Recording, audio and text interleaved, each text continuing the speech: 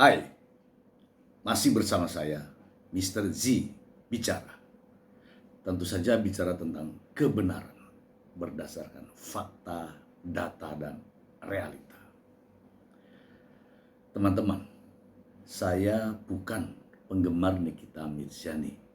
Saya juga bukan pembenci Nikita Mirzani. Tetapi di sini saya tertarik dengan apa yang terjadi, hubungan dengan kasusnya. Hanya itu saja. Teman-teman, saya ingin mencoba membongkar peluang Nikita Mirzani dalam mengajukan peninjauan kembali yang saat ini Nikita Mirzani telah menjalani vonis hakim yang sudah ingkrah selama 6 tahun penjara dan denda 1 miliar rupiah. Teman-teman, ingat ya, saya bukan sedang membenci Nikita Mirzani. Justru sekarang saya ingin memberikan saran dan pendapat untuk tim daripada Nikita Mirzani. Teman-teman sekalian, seperti kita ketahui bersama bahwa apa yang dialami oleh Nikita Mirzani sudah berjalan, sudah berlalu, dan sudah divonis oleh majelis hakim. Yang pertama, ketika sidang di Pengadilan Negeri Jakarta Selatan, Nikita Mirzani dinyatakan secara sah dan meyakinkan bersalah melakukan pemerasan dengan menggunakan Undang-Undang ITE. Itulah faktanya. Sehingga Nikita Mirzani dianggap mendapatkan uang sebesar 4 miliar rupiah. Terkait dengan dakwaan TPPU, hakim mengesampingkan itu. Vonis 4 tahun penjara. Namun faktanya Nikita Mirzani tidak terima. Nikita Mirzani mengajukan permohonan banding ke Pengadilan Tinggi Pengadilan Tinggi DKI Jakarta. Alhasil, putusan majelis hakim banding menyatakan vonis 6 tahun penjara dan denda 1 miliar rupiah. TPPU terhadap Nikita Mirzani dinyatakan terbukti.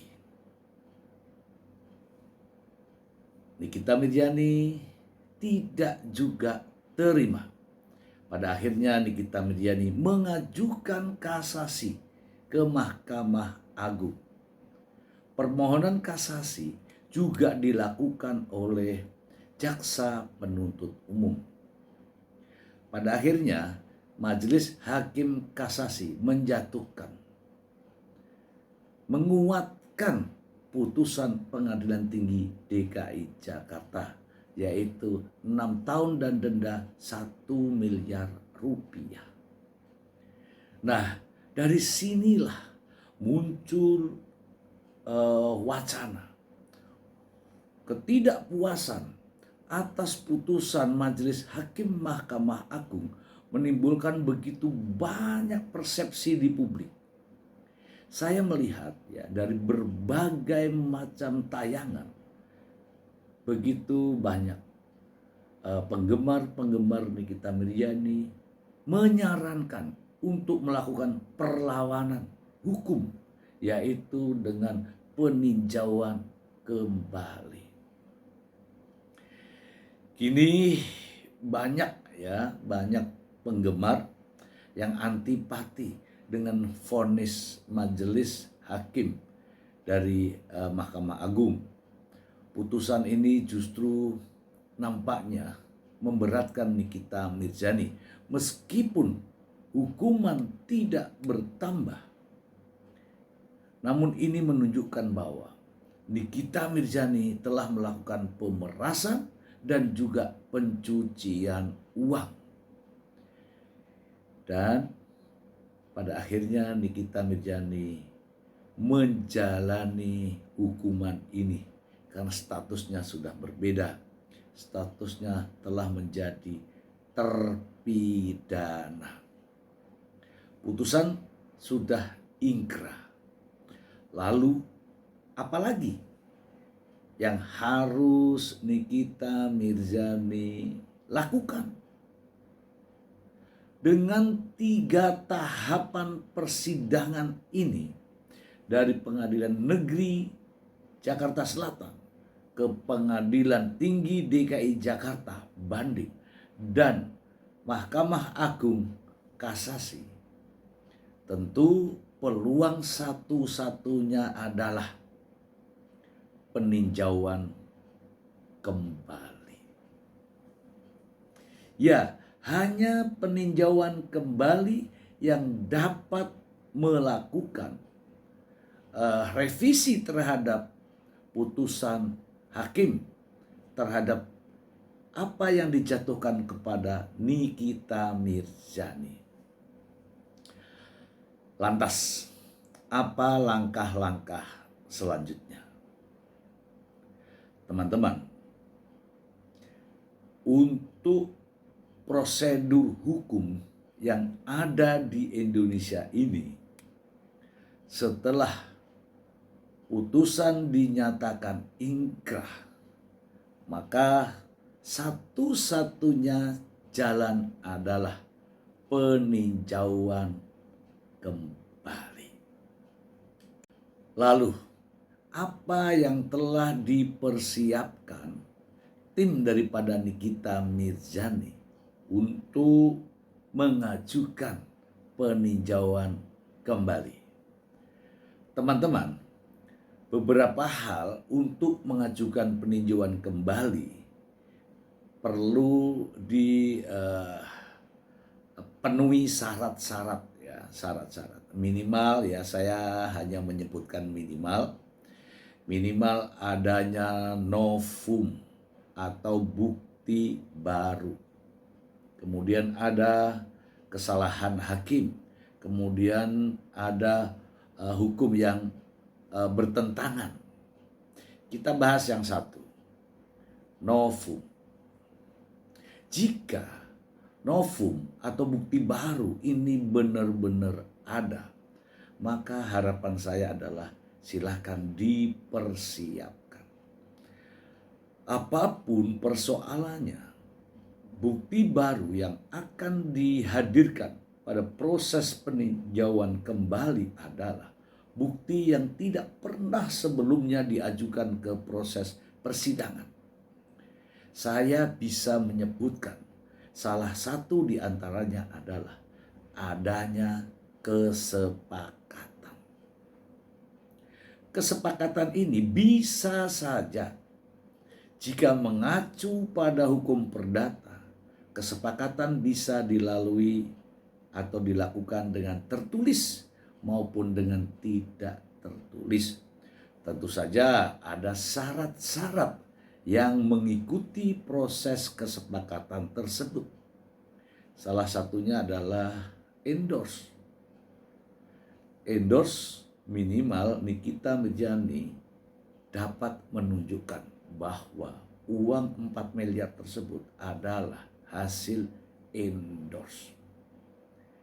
Nah, dalam proses persidangan terkait dengan endorse tersebut tidak pernah disajikan, tidak pernah ditunjukkan. Ya, teman-teman ya. Yang berikutnya adalah terkait dengan kontrak kerjasama. Jika saja Nikita Mirzani mampu menunjukkan kontrak kerjasama antara dirinya yang terkait dengan uang 4 miliar tersebut dengan Dr. Reza Gladys dalam kasus yang menjerat dia di penjara sekarang ini, tentu saja Nikita Mirzani memiliki peluang bebas. Ya, memiliki peluang bebas. Adapun adanya kekhilafan hakim atau kesalahan hakim, saya menyarankan kepada tim kuasa hukum Nikita Mirzani untuk fokus pada apa yang akan dilakukan untuk mengajukan permohonan peninjauan kembali, bukan yang lain. Termasuk diantaranya jika ada kesalahan penerapan hukum dari majelis hakim, maka fokuslah pada kesalahan itu untuk menggali, mengkaji lebih dalam, bukan yang lain.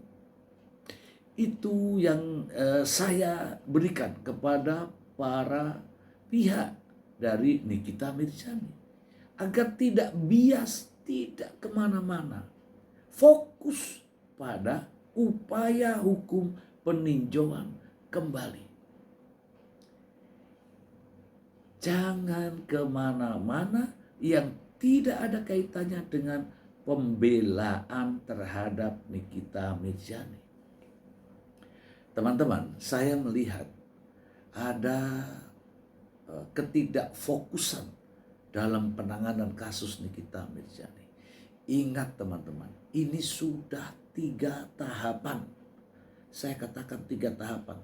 Di Pengadilan Negeri Jakarta Selatan, kami juga melihat bahwa tidak fokus ini. Kemudian di Pengadilan Tinggi DKI Jakarta, sama, tidak fokus. Lebih fokus pada konferensi pers, memberikan keterangan pers, memberikan opini-opini di masyarakat. Itu fokusnya di situ. Kemudian demikian juga pada saat mengajukan kasasi. Bagaimana penyerangan terhadap hakim. Ini namanya tidak fokus pada perjuangan untuk melakukan pembelaan. Tentu saja harus dengan narasi-narasi hukum. Ya kan?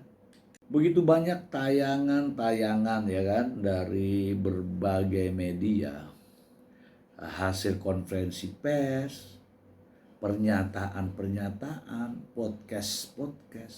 Justru ini menimbulkan antipati. Pada akhirnya hasil itu tidak ada. Jadi paradok dengan apa yang disajikan sebelumnya.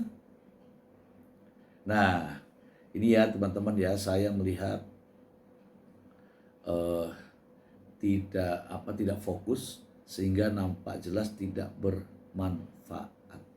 Memang saya mengatakan berhasil di bidang penggiringan opini, namun tidak berhasil di pembelaan terhadap kliennya. Itu fakta teman-teman. Saya begitu banyak melihat ya apa yang terjadi pada kasus ini, terutama pada Nikita Mirzani. Nikita Mirzani nampaknya ya tidak dibela ya secara fokus, secara khusus, tidak. Justru tim kuasa hukum ini lebih banyak konferensi pers, lebih banyak penggiringan opini, lebih banyak memberikan narasi-narasi yang tidak untuk melakukan pembelaan. Hanya untuk menggiring opini. Saya kasih contoh terkait dengan pasal ya. Di sini jelas. Pasalnya adalah Undang-Undang ITE. Silahkan dikaji itu Undang-Undang ITE. Kemudian TPPU. Silahkan dikaji itu TPPU. Jangan kemana-mana. Ya, banyak pernyataan-pernyataan yang ini pencemaran, ini penghinaan. Bukan itu. Ini adalah upaya pemerasan ya melalui Undang-Undang Informasi Transaksi Keuangan sehingga menghasilkan uang 4 miliar. Itu saja digali terus, dikaji. Jangan dialihkan kemana-mana. Jangan menyerang pribadi hakim, jangan menyerang pribadi jaksa. Jangan. Fokus pada narasi, fokus pada kajian-kajian, fokus pada narasi hukum, fokus pada kasusnya. Fokus dengan argumentasi hukum agar memenuhi harapan tercapainya keinginan. Apa sih yang sebenarnya diinginkan? Yaitu membela kliennya, Nikita Mirzani. Dan teman-teman, ini kita melihat semua, bahkan di proses persidangannya pun terbuka untuk umum. Tidak bisa kita menuduh bahwa persidangan tidak fair dan sebagainya. Kesempatan semua telah diberikan. Sama, jaksa menghadirkan saksi, jaksa menghadirkan ahli, demikian juga terdakwa. Terdakwa menghadirkan saksi, terdakwa menghadirkan ahli, sama. Jaksa mengajukan tuntutan, terdakwa mengajukan pledoi, dan itu semua diberikan. Bagaimana untuk membuktikan proses persidangan. Jadi kalau berkaitan dengan proses persidangan, tidak perlu lagi untuk dibicarakan. Seperti yang saya lihat, ada di mana-mana terkait dengan narasi yang dibangun, pernyataan yang dikeluarkan, justru hanya menggiring opini. Sehingga lama-kelamaan, ini saya mengatakan, sehingga lama-kelamaan pendukung-pendukung Nikita Mirzani sendiri pun tidak percaya atas langkah-langkah yang dilakukan oleh para kuasa hukum ini. Kalau begini terus, buktinya nggak ada. Begitu banyak janji yang dikeluarkan terkait dengan pembebasan, terkait dengan upaya pembelaan. Tapi sudah 3 tingkatan ini tidak ada buktinya. Justru hukumannya makin naik. Nah ini ya teman-teman ya, harapan saya kepada para pengacara, pada para kuasa hukum yang diberikan amanah oleh Nikita Mirzani dengan menandatangani kuasa itu. Sebaiknya Anda tidak perlu lagi menggiring opini.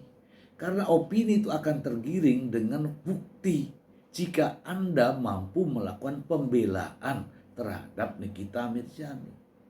Sekarang ini harapan masyarakat, satu-satunya harapan masyarakat adalah bebas. Bebas, tidak ada lain, atau minimal turun hukumannya. Nah, jalan yang harus ditempuh adalah peninjauan kembali. Bagaimana bisa mengarah tertuju pada peninjauan kembali? Itu yang harus dikaji, digali, diuji, kemudian dibuktikan. Jangan hanya sekedar narasi tanpa bukti. Nanti penggemar-penggemarnya pada lari, tidak percaya lagi atas apa yang menjadi tugas dan tanggung jawab seorang pengacara. Bagaimana mau dipercaya kalau buktinya tidak ada? Itu loh, ya kan? Nah, sekarang ini kita berbicara tentang novum, khusus novum. Saya sudah menyebutkan di atas bahwa novum itu adalah bukti baru. Bukti baru ini adalah bukti yang tidak pernah dipergunakan dalam proses persidangan sebelumnya. Ya. Ini akan digunakan pada PK berikutnya yang akan datang ini. Jadi kalau ada bukti-bukti yang sudah ditayangkan, yang sudah disajikan, yang sudah digelarkan di pengadilan negeri, nggak ada gunanya karena itu sudah dilihat semuanya. Yang dibutuhkan untuk novum ini adalah bukti baru yang betul-betul baru, tidak pernah digunakan sebelumnya. Maka jika Anda, para pengacara ini, menemukan bukti baru, kemungkinan peluang bebas untuk Nikita Mirzani kalau ada bukti baru. Makanya saya katakan fokus. Yang berikutnya, adanya kekhilafan hakim. Kalau memang ada, dikaji lebih dalam, fokus pada kekhilafan hakim. Jangan pada penggiringan opini. Kalau memang ada terkait dengan pertentangan hukum, silakan dikaji. Jangan fokusnya penggiringan opini. Kalau penggiringan opini, kasihan nanti Nikita Mirzani. Harapannya berjuang untuk kebebasan, namun hasilnya tidak ada. Ini jadi saya sayangkan ya, pengacara-pengacara yang mendamping ini saya sayangkan. Jangan tergiring dengan melayani netizen, melayani publik, kemudian Anda memutarbalikkan fakta. Anda menggiring opini. Memang berhasil menggiring mereka, tapi tidak berhasil dalam hal membela Nikita Mirzani sebagai klien Anda. Ya, apa yang saya sampaikan ini semua berdasarkan fakta, data, dan realita. Ini faktanya. Sidang terbuka untuk umum, media menyiarkan secara langsung update news pun tampil tiap jam, tiap detik menyampaikan informasi terkait perkembangan Nikita Mirzani. Tidak bisa lolos dari pantauan. Ini sungguh viral nih ya. Coba bayangin ya, perjuangan Nikita Mirzani dalam proses persidangan sampai mau ngirim surat ke mana mungkin sudah semua disuratin. Tapi itu semua tidak akan membantu. Yang bisa membantu di sini adalah pengacara itu sendiri karena dia sudah menandatangani kuasa hukum.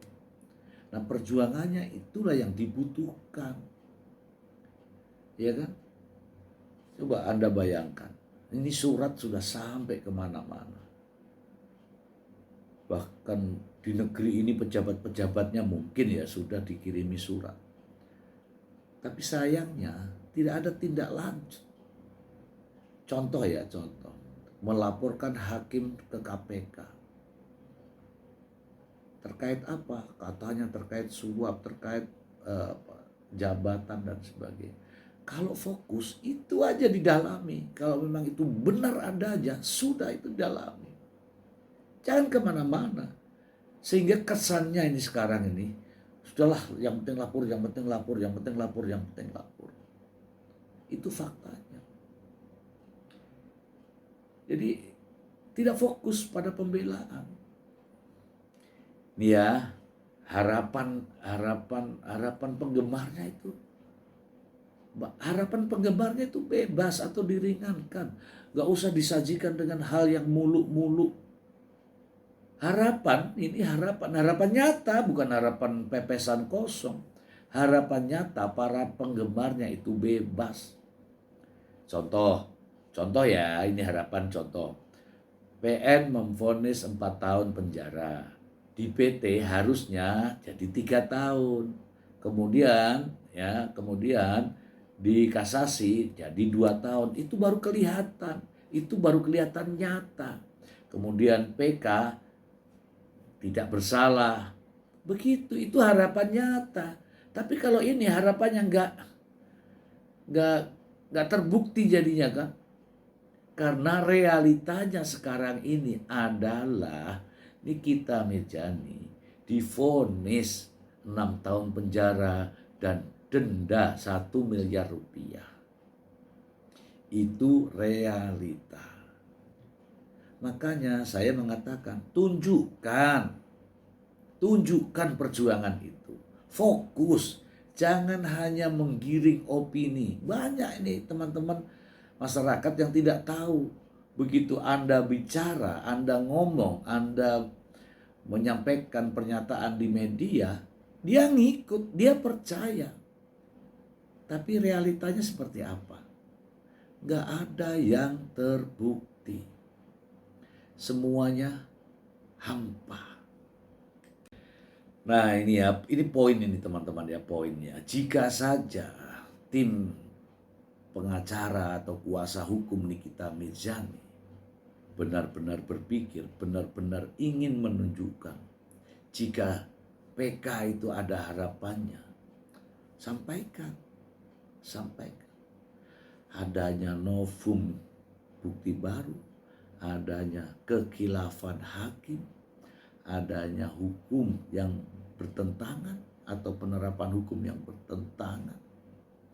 Silakan saja itu dikaji, kemudian nanti disampaikan saat pengajuan kasasi. Biar tidak disebut omon-omon. Kalau begini ini jadinya omon-omon. Saya tidak tahu lagi saya harus mau menyampaikan apa lagi. Ya tentu saja Nikita Mirzani menandatangani surat kuasa itu, artinya Nikita Mirzani percaya pada kuasa hukum. Ya enggak?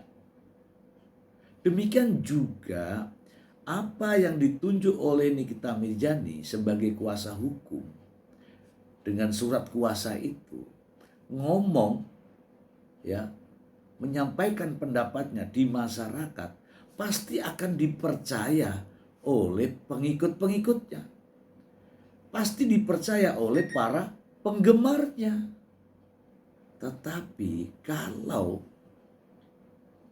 ucapan, omongan, pernyataan itu tidak benar, maka yakinlah bahwa Anda semua ini akan ditinggalkan lambat laun, sedikit demi sedikit.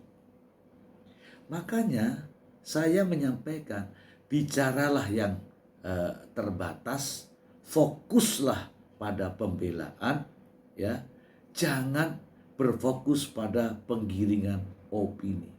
Sampai saat ini saya tidak pernah melihat hasil dari perjuangan para kuasa hukum yang dipercaya oleh Nikita Mirzani, yang dipercaya oleh para penggemarnya. Karena saya tidak melihat ada yang fokus terhadap pembelaannya. Saya berharap kepada teman-teman pengacara, ya sekali lagi saya katakan, saya bukan penggemar Nikita Mirzani. Saya bukan pembenci Nikita Mirzani. Tetapi saya memperhatikan kasus ini.